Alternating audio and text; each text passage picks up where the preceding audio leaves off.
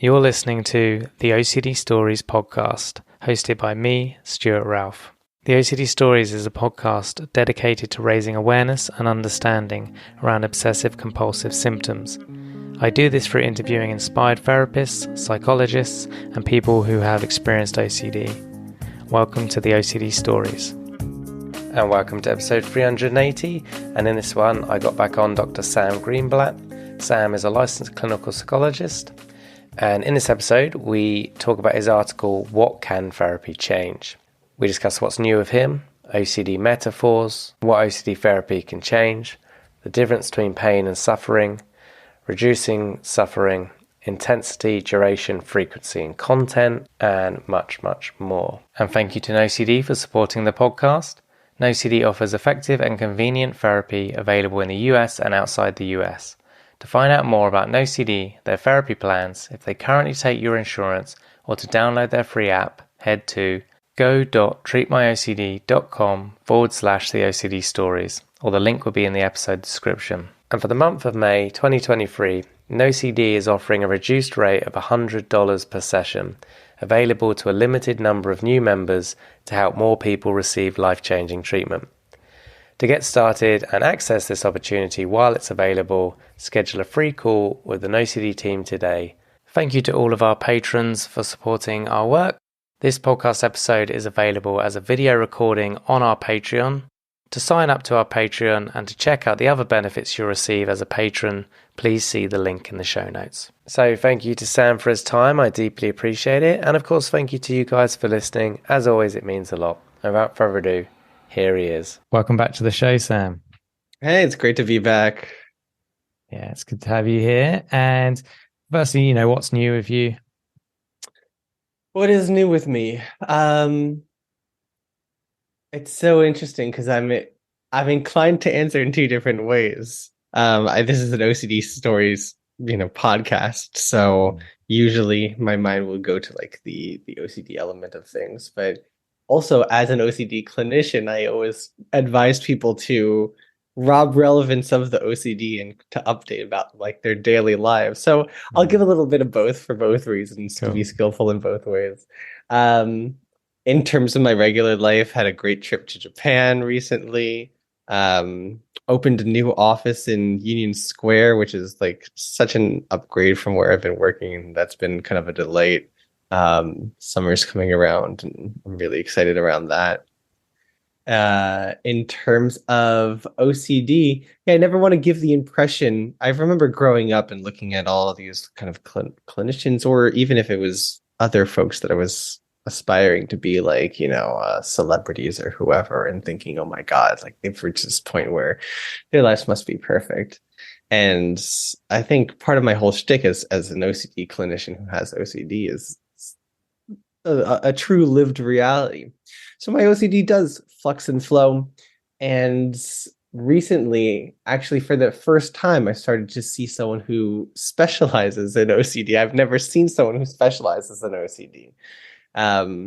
Growing up, I kind of was able to self-diagnose myself like halfway through grad school, but I was never diagnosed with OCD before that. So all the clinicians that I saw growing up were just general specialists, mostly CBT. I did a lie down on the couch psychodynamic kind of thing for like a little while, and that was definitely an interesting experience. But seeing someone who specializes in it, oh my God, like it's great. It's so great. Yeah. It's the way that it's kind of discussed within the therapy circles, because a lot of therapists can experience some shame around, oh my God, but I know all of the information. I should be perfect. Is, let's say, your job is to climb a mountain, and doing it alone versus having a spotter, having someone who has an aerial perspective and can see, all right, well, there's a path to the left, there's a path to the right. I'm in that helicopter view, and I have a kind of a more objective view of the larger situation. It's just this objective insight that you can't, it's, I don't know if I'd label it as strongly as can't, but it would be incredibly challenging to obtain that insight by yourself in a Yeah. bubble, with books and with information, stuff like that. Um, so shout out to my clinician. I'm not going to name her by name because I don't know if she wants the press or not, but um, it's been a really great experience, and also one that I like. Whenever I go through a therapeutic experience, I notice what I really like from the clinician, and I start to kind of incorporate it into my own style and my own philosophy and stuff like that. Mm. So it's always an enriching experience as a clinician to step back into the client's seat and to Yeah. kind of assess, oh, you know what, this really works, this really doesn't. I really haven't been kind of communicating things in X or Y way, or kind of respecting as much like the distress or the challenge that it takes. And yeah, it's just been a great experience overall. Yeah, yeah, absolutely. And I was speaking to a therapist a few weeks ago, similar, who had to get an OCD therapist. They are an OCD therapist. And I always find that fascinating. But yeah, I like how you described it about the benefit, even though you have most of the information, the benefit to you, but also the empathy you'll get working with Mm. someone when they can say, "Oh, that's really, I can see how that's hard for you." Or whereas if you're going through that yourself, you know it's hard for you, but it's nice to hear it from someone else and get Yeah, that empathy. yeah, yeah. Not just the empathy of like, I know that the OCD can suck sometimes and that it's really challenging, but also the empathy of what it's like to be in the client's seat during therapy. To Mm. have to face those challenges, to discuss kind of intrusive thoughts that might feel kind of shameful or silly, or what have you. Just the experience of being a client, I think, is one that I've certainly seen some clinicians kind of detach from, um, and I think it's something that we should never really let go of how Yeah. challenging and momentous it can be, to sit in that seat, to put your Yeah. full trust into somebody else, and to kind of bare your soul in order to Mm. improve. Yeah, that's a really good point. I'm still in therapy, not for OCD at the minute, but that keeps me grounded into being vulnerable and open in Yeah. front of someone. Um, and I did have a bit of a relapse a year and a half ago now, and that it was around the same time you had yours. I Mm, think we talked about it sure. on the episode, one of the episodes, and that really humbled me and really made me connect again of what they're going through when they're doing exposures with me as the therapist. Yeah. And luckily, I haven't let go of that yet. It's still kind of pretty present in my mind. That Hmm. lesson. Pain is productive when it teaches us. Well, yeah, that's true. Yeah. We're actually going to talk about pain and suffering today. Yes, we So, are. A little yeah. preamble, Yeah. So, foreshadowing. just before we go into that, you again, the episode I mentioned just now, you shared the whole fire metaphor and compulsions as logs, and not doing well, stop putting logs on the fire, basically stop doing compulsions. Yeah. And we turn that into a graphic, and obviously people can get that through Patreon if they become a member. Just a quick plug there. It's But gorgeous, gorgeous art. the reason I thank you, the reason I bring that up is just to check in if you've got any more, even metaphors that other people have done that you really like, or ones that you've kind of come up with recently. There's always like, that's kind of how I think, is in terms of metaphors. Mm. Um, I could pull. There's two things that come to mind. One is serious, and the other is just this joke that I heard. But I'm always tickled by like good psychological kind of jokes and humor. Um, in terms of in terms of the work itself, a lot of people want to kind of do the greatest exposure, like first session. Sometimes it is useful, um, but a lot of times when people kind of freak out or are challenged by these bigger exposures, or these kind of premises of really radically changing their lives, one of the metaphors that I find is useful is almost kind of seeing it as physical therapy. Um, I almost picture like Uma Thurman in the beginning of Kill Bill after she wakes up from her coma and she's just trying to like wiggle her big toe, right? All of Mm. her muscles had atrophied. She hasn't had the opportunity to use those muscles for months and months. I don't know if it was even years. Um, and therefore kind of getting them back is something that's incredibly challenging and needs to be Mm. done sometimes a little bit at a time. So when we're kind of using it as that metaphor of we're trying to kind of build up these atrophied muscles of tolerating distress, of resisting the urge to compulse, and those muscles haven't been used. A lot of times, first we just want to, just like a physical therapist would do, we're not trying to take on, 100 pounds the first day. If people look at like an exposure list or something like that, and they think about their greatest challenges, it's like someone with those atrophied muscles coming in and thinking, "Oh my God, I'm going to have to lift 100 pounds. That's insane. I'll never be able to do that." Right. But the way that we start is first we just work on form. How do we do the exercises without injuring ourselves? How do we know, what muscles to tighten, which to relax, and how to really get that form down?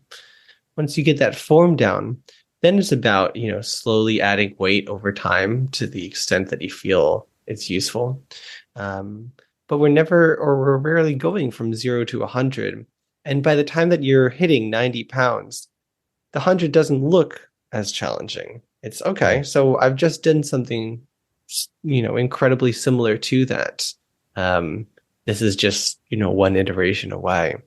And a lot of times translating the psychological work that we have to do to that physical that someone might have had some similar experiences with could help them wrap their minds around what the work looks like and how it Mm. functions. The second is a joke that's not exactly related to OCD, but has a lot to do with the insight generation. This is a client who is quoting like the New Yorker that posted this of an adult saying, "Oh yeah, I had a great childhood until recently." Right? like the insight through therapy kind of had them Okay, realize yeah. like, okay, it wasn't as rosy as I thought.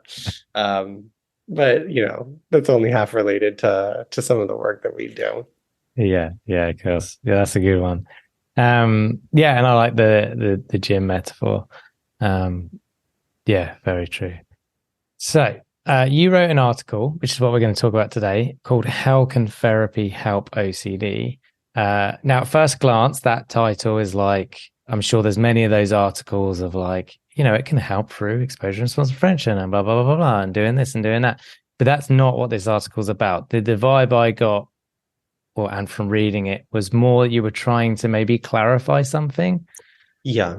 Yeah. So I guess anything you want to say on that? Yeah, we're looking to clarify it because this is a fundamental thing that needs to be accomplished in the first few sessions, is Hmm. bridging that gap between what a client comes in with, what their aspirations are and kind of dreams are of what therapy will bring, and what us as clinicians are aware can be changed, what the balance of what needs to be changed versus what needs to be accepted, and bridging that gap.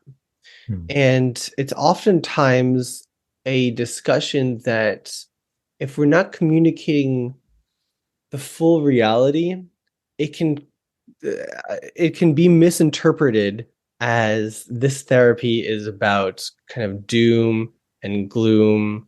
It's about kind of accepting just that your life is going to be forever shitty and it's never going to get Hmm. better, and you just have to kind of grin and bear it.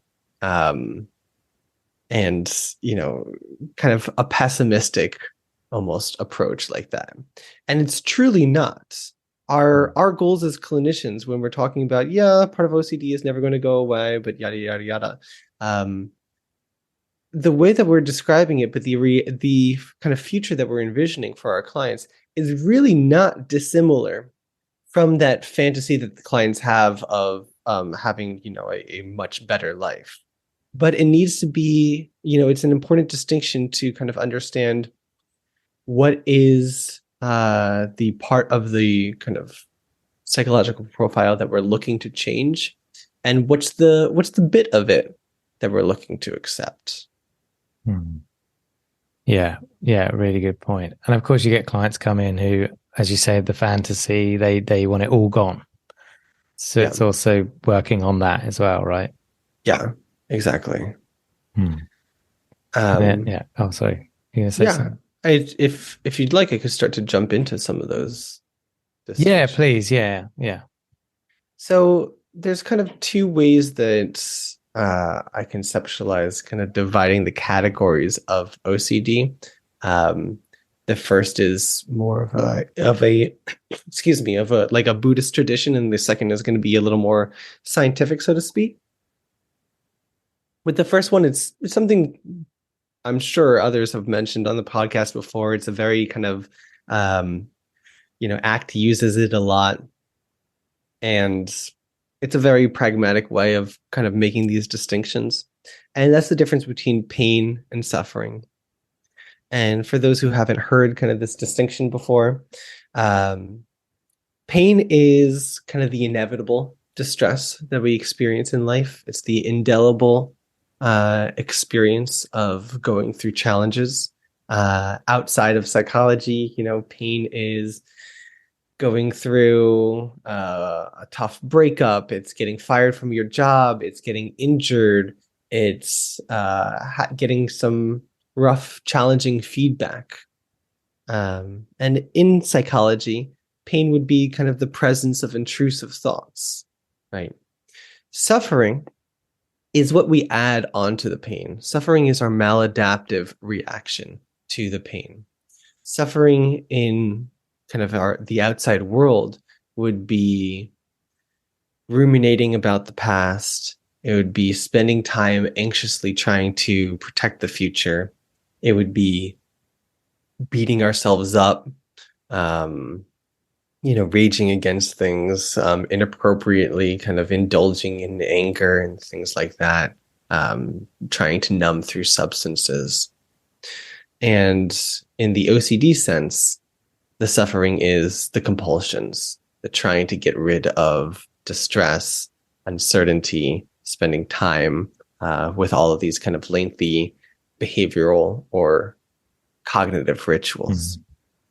And in both situations, both within OCD and within kind of the real life world, pain is a small fraction of the overall level of distress.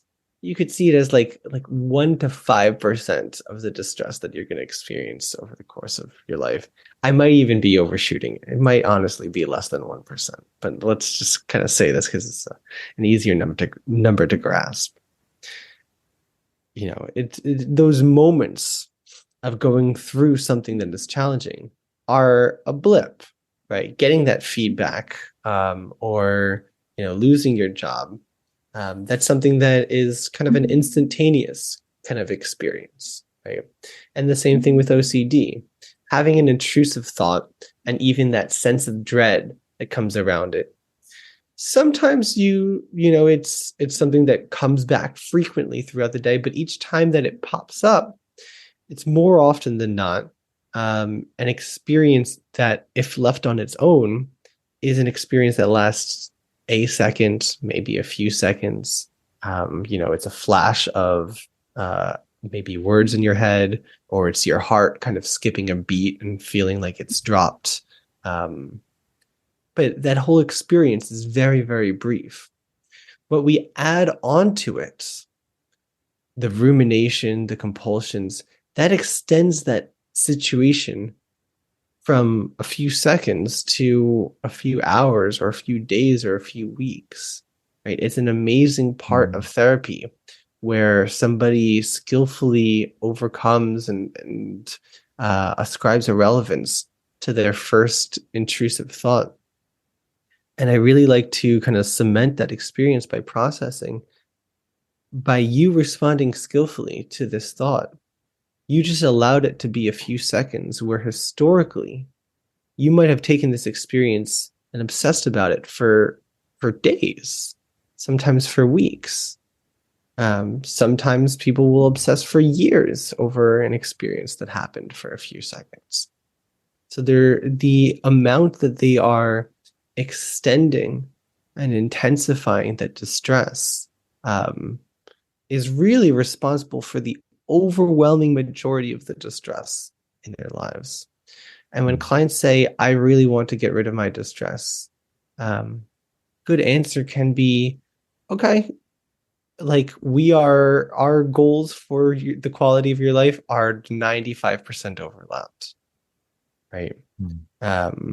By doing this therapy, by learning to accept the pain, accept that your brain is going to produce these intrusive thoughts or intrusive emotions, et cetera, and by skillfully handling that, you can reduce the amount of distress you're experiencing in your life by like that 95%.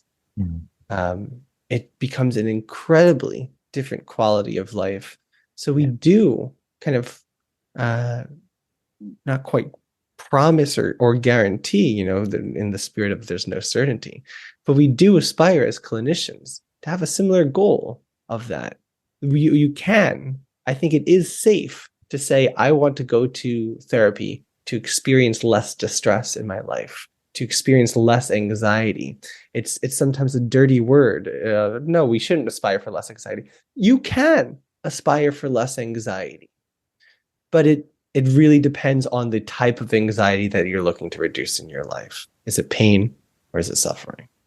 And that's where I think it's maybe less productive when you say, I don't want any anxiety, because that's just not humanly possible. Correct. Yeah. But less, definitely. Yeah. Much less. Yeah. I kind of say that with my clients of the goal is not to get rid of anxiety, although a large amount of that will happen as a byproduct of the work we do, but we don't want it as a focus. I think that we could be even a little more radical than that. Okay. I would say that is a perfect explanation of pain, right? In this distinction, that in terms of the presence of the intrusive thoughts, the goal is not to get rid of them. And sometimes we'll go into kind of the different ways of measuring intrusive thoughts, but sometimes kind of the frequency of intrusive thoughts might die down if we are really skillful. But in terms of the suffering, I think that you can directly want to experience less suffering in your life, and that is totally achievable and something that you can expect from therapy. If somebody goes through this, and if someone skillfully does therapy, I think 10 out of 10 times they're going to experience less distress in their life, because compulsing inherently, it's easy math. The compulsing increases the amount of distress that you're experiencing in your life. Yeah. So while it's a perfectly accurate statement, there's nothing incorrect around that statement. I think that there are elements of the distress and the anxiety that you can all but guarantee reducing if you are being skillful. Good point. So breaking that statement down into the pain versus suffering. Yes. Yeah. Okay, nice. So we'll go on to like the scientific explanation of how therapy can help in a second, although you've started to name some of it already. And I know this isn't necessarily the point of today's topic, but I think it would be good just to spend a couple minutes on the suffering and how to reduce that. We talked about an intrusive thought coming in, and it can be there for a few seconds or it can be there for a few weeks. That's really based on our behavior and our choices and compulsions and XYZ. So how does one not react to those intrusive thoughts when they come in? And the thought that comes to my head, or metaphor analogy, is like water off a duck's back. You just, anyone sees a duck, they see the water just glide off their feathers, I'm not sure, is that a waxy coat or something? I don't know what's going on. It's not my expertise, but it's like that. It's like some people, like we all get intrusive thoughts that are non-related to OCD, and we can just usually we might even be like, that's a bit weird or a bit scary, but we just brush it off. So how do we get to that level with OCD intrusive thoughts? That's where there's a huge different toolkit, right? Yeah. Generally through like a CBT, like within the CBT umbrella, it's the ERP and the ACT. But there's many different ways of getting there. I think as long as they're tied to that same goal, right, of having a healthy relationship with the automatic content that your brain is producing. And there's a huge spectrum of these tools depending on which might be differentially useful depending on who you are as a person. Some people are more concrete, some people are more like more kind of flowy metaphors and images and things that kind of feel a little more spiritual. A range can be from really kind of deep into kind of the ACT spectrum of things, of being able to kind of see your thoughts in different ways, using imagery to kind of see these thoughts, let them float down like leaves on a stream and things like that. To the middle of the spectrum, which I would say is just drilling it out, practicing it, almost like that kind of physical therapy metaphor of practicing exposures and practicing response prevention over and over until you're really able to notice those thoughts and to resist compulsing, to things that are more concrete and almost like past evidence based, that can kind of teeter towards or present as reassurance, but still are very safe within like the inhibitory learning model of ERP, which is reminding yourself, okay, I'm experiencing this distress every time in the past that I have ascribed relevance to this distress, I have regretted it and felt worse. Every time in the past that I have noticed this distress and ascribed a relevance, I have felt better and gained a greater sense of clarity sooner around the situation. I'm going to trust that this is part of that pattern, right? So 3 kind of pretty different ways. One very mindful, one very kind of behavioral, one very cognitive. But they all represent kind of different branches of the same philosophy of I'm going to have healthy skepticism as to what my brain is producing, and I'm going to establish a different relationship with those thoughts. Yeah. Nice. And that's kind of accepting the pain, right? Is there maybe the struggle that causes the suffering? Yes, 100%. For different people, the intrusive thoughts are different. I found that's also very useful as like a little bit of a tangent in crafting a correct exposure or a useful exposure. For some people, we use the word intrusive thoughts, but some people it is intrusive thoughts, some words in your head. For some people, it's more about an intrusive emotion, a sense of dread or a feeling of arousal or something like that. For other people, it's intrusive movies or images, or urges or something like that. And crafting an exposure that is tied to kind of recreating that element. Okay, so let's do an image-based exposure because you have intrusive images more than intrusive thoughts. Can be most useful. But regardless, it's about having that different relationship with the intrusive content that your brain is producing. And that intrusive content is the pain. The suffering is what you're adding on top of that. Yeah, good one. Yeah, I like that term, intrusive content, because it brings in more than just the thoughts. Which of course, I do think that the field should shift towards intrusive content. I still have the bias to say intrusive thoughts, but it really doesn't represent I would say that most OCD that I treat is intrusive thoughts, but having intrusive content otherwise is not at all like super rare. It's not like a tiny minority. It's a well represented minority, and understanding that and being able to kind of curtail or treatment towards that, I think is a really overlooked and important part of treatment for clients whose OCD presents in that manner. Yeah, it's interesting because I work with kids and teens, and I've no actual research for this. It's just what I've been observing. Intrusive thoughts isn't as common as I hear in the adult population, at least in what I'm seeing. Quite often they can't name any worries they're having or thoughts. It's just this feeling, or so content applies much more to them than thought. I've been toying a lot with and this is part of what like the insights that I've been getting from my own therapy. I've been toying a lot with the conceptualization of at least some manifestations of OCD as really more like emotional perfectionism than anything else.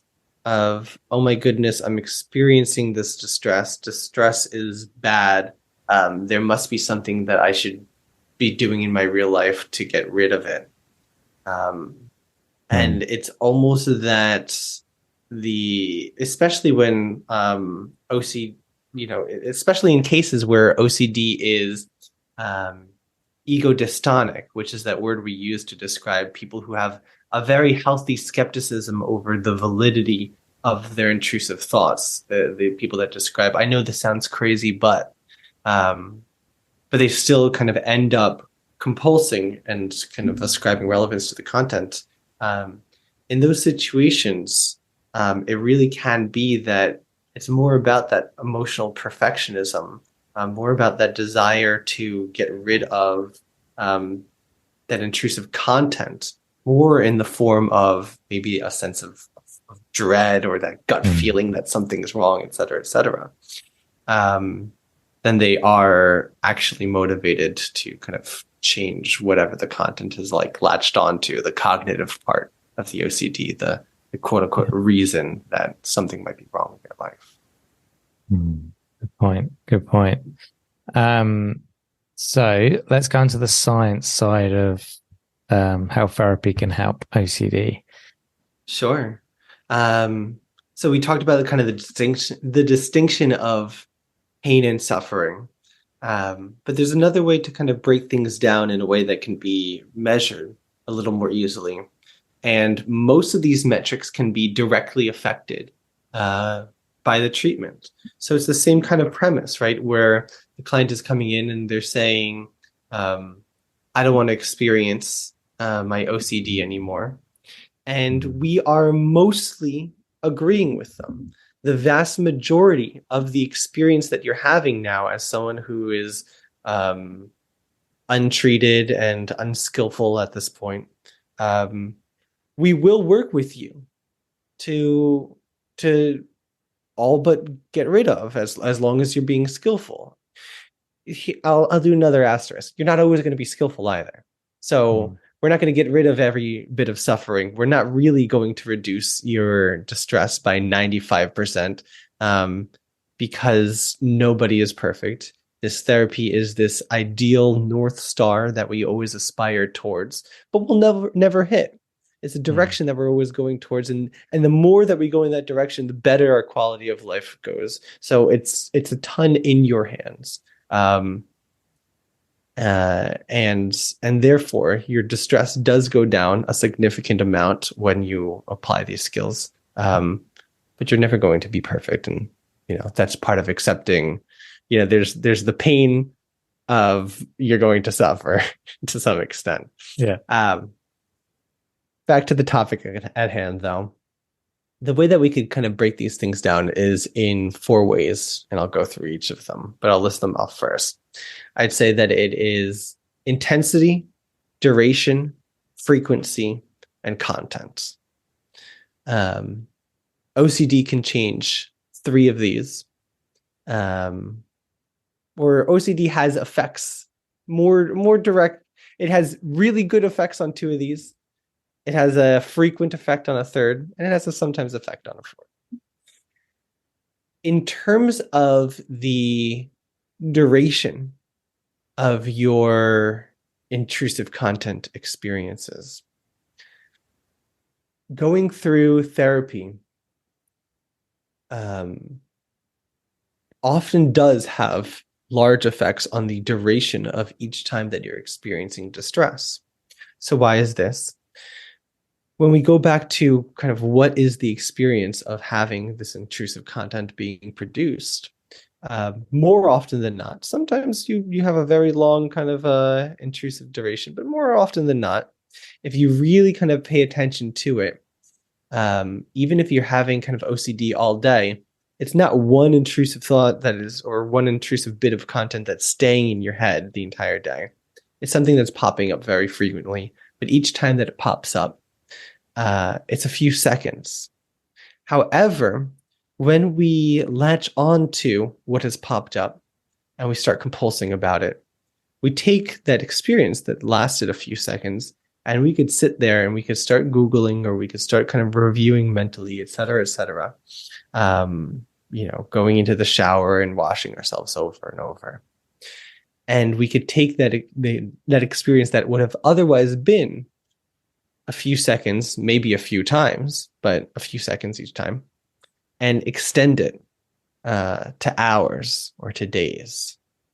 Therefore, when we're being really skillful, we can kind of really diminish the duration of each intrusive experience. Similarly, with intensity, while sometimes you might have an intrusive experience that immediately you go from a 0 to like an 8 or a 9 or something like that, that's much more rare. And again, when you start to really pay attention to the metrics and to the qualities of intrusive experience, much more often than not, it's something that kind of blips up maybe in, a 3, 4, 5, 6 kind of range. And if we can ascribe a relevance to that, we could leave it as that, right? We could let that intrusive content be something that lasts a few seconds and that is at a low to medium level of distress. And then, we're back in our life. That is OCD in its naked, raw form. That is the fire with no extra logs on top of it. When we add those logs, when we compulse and we add fuel to the fire, not only do we extend the duration, but that's when the intensity really goes up.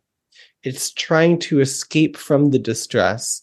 It's those kind of impossible efforts to try to, put out a fire by throwing on kindling. That increases the duration.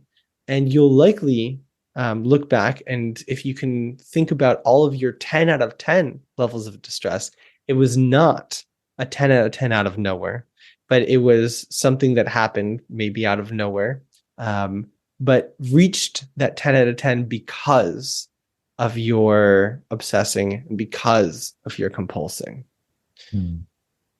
Therefore, again, a skillful person who's gone through therapy and who's really adherent with their skills will reduce the average level of intensity that they're experiencing each time they have an intrusive thought, because that average level is always going to be boosted higher if you're doing a lot of obsessing and compulsing. So two things that if somebody comes into therapy and they're saying, I want to reduce my distress, if we're being really kind of scientific about it, we could say, okay, so we'll reduce the duration of the distress that you're experiencing, and we can reduce the intensity.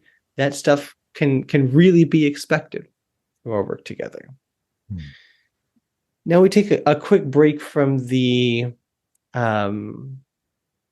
experience or those kind of types of qualities of the intrusive thoughts, and we deviate to talking about the content. Now, the content is not something that it's something I need to be a little more careful about, because everybody, it's kind of a global experience of having OCD, of thinking, oh my God, this is the worst theme, and any other theme would be better, right? It's something that people often think, but the reason really is that with that theme, they've obsessed so often, they can think of all these nuanced ways why this theme is kind of worse than the others. And when they think about other fears, the sense of dread is not attached to it. So they think about it a lot easier. What often happens in therapy with people whose themes have switched over time, over the course of their life, even before therapy, is that through doing kind of useful therapy and through really practicing that skill of ascribing a relevance to their intrusive thoughts, their brain starts to kind of get rattled and say, well, but there is something wrong happening, right? I'm still experiencing this sense of dread, this gut feeling that something's wrong. But my host, my body, is not responding to it. So maybe it's this, and I'll point to something else, right? And that could be a kind of tricky point of therapy if we're not anticipating it. In fact, it's something that I kind of call out now within the first couple sessions to all of my clients, because it's a phenomenon that happens so often. And I describe it as kind of a useful predictor of therapy. For some people, their themes will never change, and that is what it is. But for people whose themes do change, it means it oftentimes that you've kind of been doing it right in therapy, that it is responding because you've been kind of denying it justification well and just seeking something else. And that's the point that we learn to kind of not play the game of whack-a-mole, not structure therapy on how do I deal with A theme or B theme, but instead build up that overall ability to just build up the skill to tolerate stress, uncertainty, a sense of dread. What are those common variables that will pop up no matter what the theme is, and how do you deal with those? So content does or doesn't get changed by therapy, depending on your psychological profile.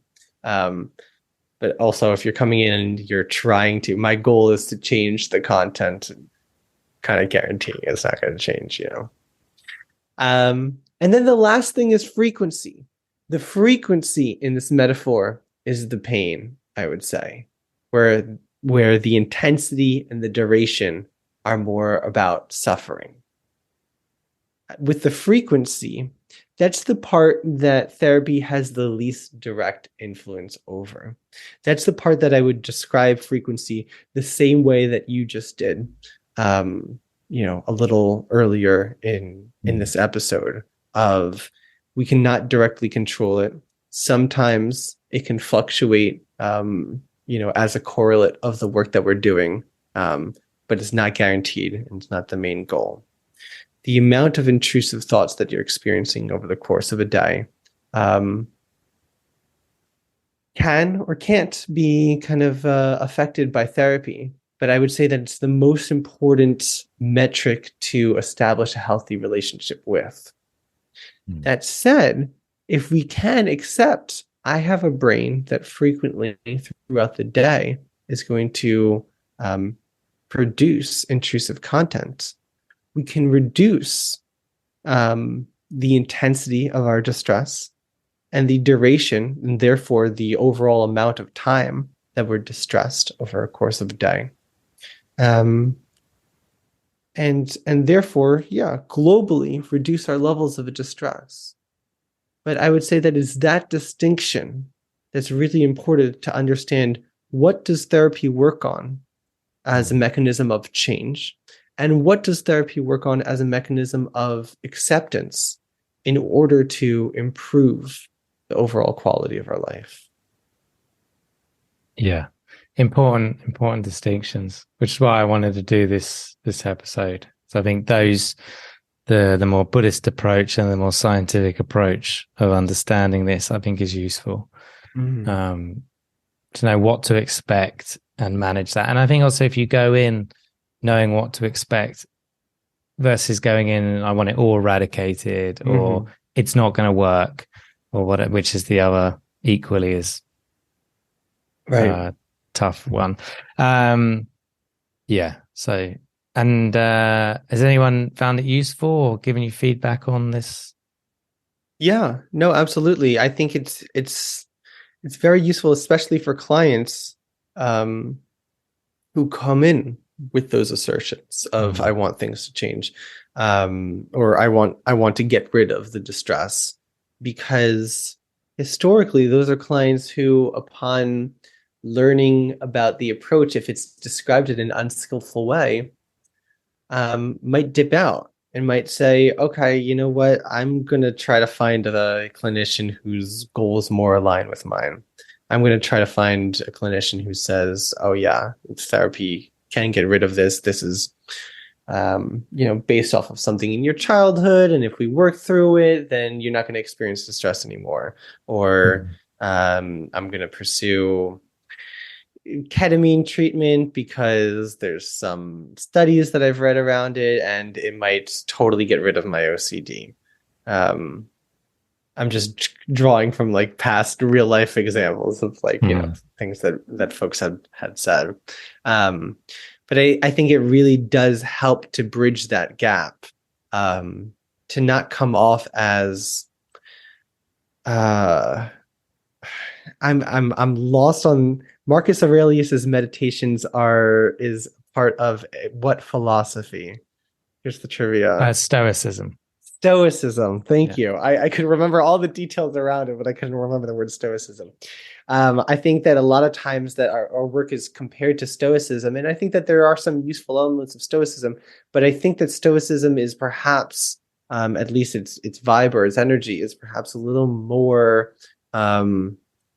like of a pessimistic, I just need to accept what my life is, approach than we could be able to provide, and that there is, um, what there we can provide something that is very similar to what those clients are coming in hoping to achieve, Mm. or at least targets a lot of what those clients are hoping to achieve. Yeah. Yeah. Good point. I like that. I've got a couple random questions now for you. Sure. Um, what was an age in your life that was particularly tricky, do you think? I think every age is Okay. particularly tricky. This age is tricky. Um, All right. Maybe it's a bit too personal. What would you say to yourself last year? What did you need to know last year? what did I need to know last year? Oh, that's a good question. I don't. That's such a good question that I'm stumped because I feel like I'm still going through, Mm. um, a lot of kind of increased understanding over the course of my life. How my brain works and everything like that. Um, I think what I need in my life is acceptance, is kind of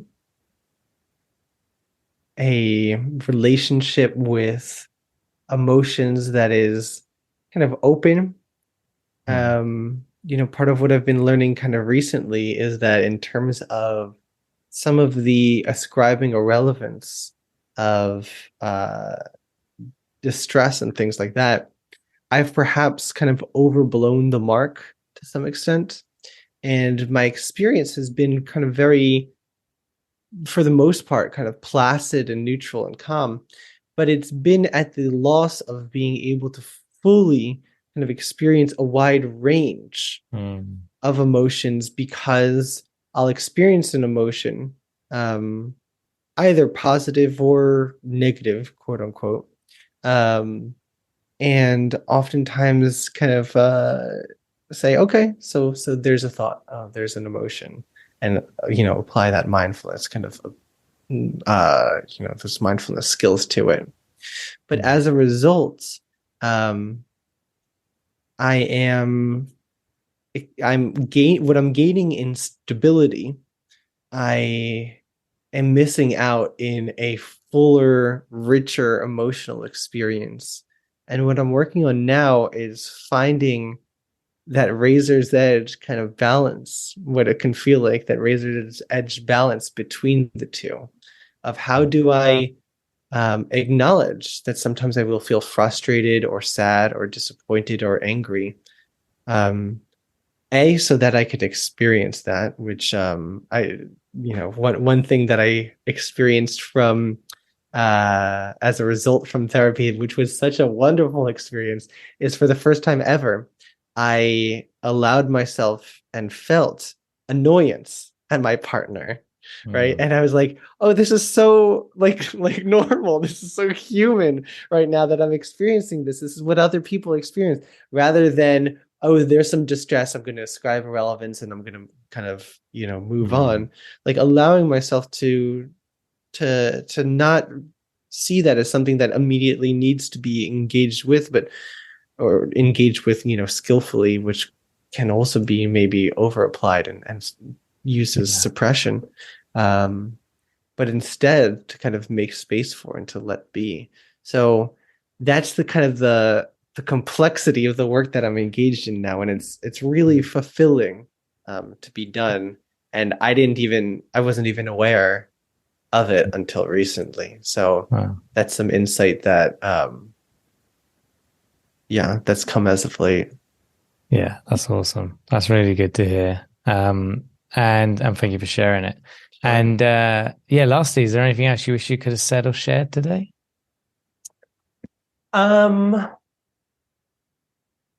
There's always more, right?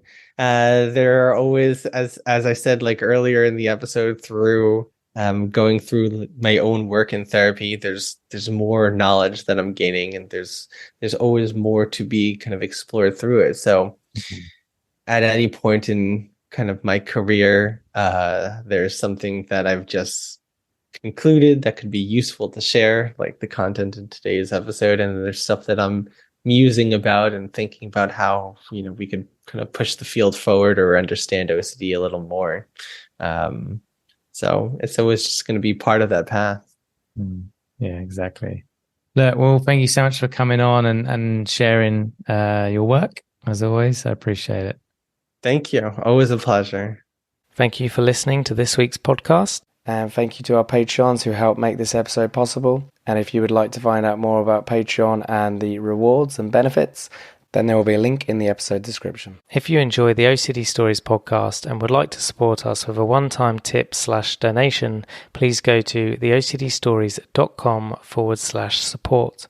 All tips, no matter how large or small, are greatly appreciated. Please subscribe and rate the show wherever you listen to the podcast. And thank you to NOCD for supporting our work. And if you want to find out more about NOCD, head to go.treatmyocd.com/theOCD stories or click the link in the episode description. And quick disclaimer, guys, this podcast is not therapy. It is not a replacement for therapy. Please seek treatment from a trained professional. And until we speak, take care.